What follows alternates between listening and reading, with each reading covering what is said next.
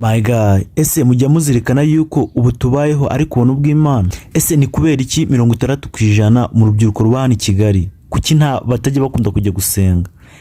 Nta bantu bajya bakunda guteranira mu rusengero bamenye yuko kuba babayeho ariko umuheza Imana. Rimwe na rimwe hari igihe tujya dukora ibintu ariko bitewe n'ibibazo cya situation tugezemo tukavuga ati shala cyase bitewe n'imyizerere y'umuntu ukumva ngo Imana ibimfashemo, Imana imfashe nkore iki kintu gikunde, Imana imfashe yende mu rugendo rwanjye, Imana imfashe komeze kumva gusenga kwanjye. My guy, why not twibuka Imana ari uko tugeze mu bibazo? Why not twibuka Imana ari uko hari byo tuyikeneyeho?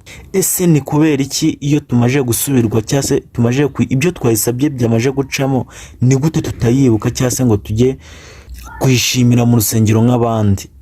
Icyo nzi cyo urubyiruko ruba mu mujyi wa Kigali man, hatabayeho wowe ntago twakabaye turiho, kuko ibyinshi ni wowe bizi. Iby'ubuzima bwacu watuzanye ku isi kugira dukore ibyo dusabwa, ariko nyamara hari abatemera, hari n'abumva izina ryawe ari uko wageze mu bibazo.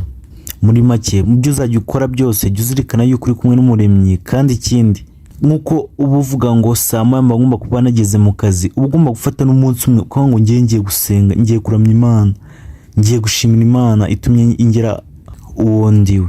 Nge nibaza ukuntu umuhanzi wa mu Rwanda cyangwa umuhanzi wari we wese ategura igitaramo kuza stade cyangwa Kigali Arena, ariko ukabusanga wajya mu rusengero ugasanga intebe zabuze n'abazicaraho, kandi ukibuka ko mu rusengero kwinjira aba ari ubuntu nta kiguzi baba gusaba, ariko ukabusanga muri stade cyangwa muri Arena ukabusanga imyanya yuzuye kandi banishyuye. My guy, tekereza kabiri. Ngewe cyumva ndacyari Dr. Senga TV nk'ibisanzwe. Kora like, share and comment twikomereze.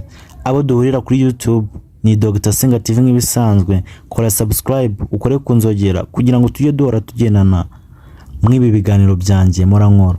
Ciao ciao.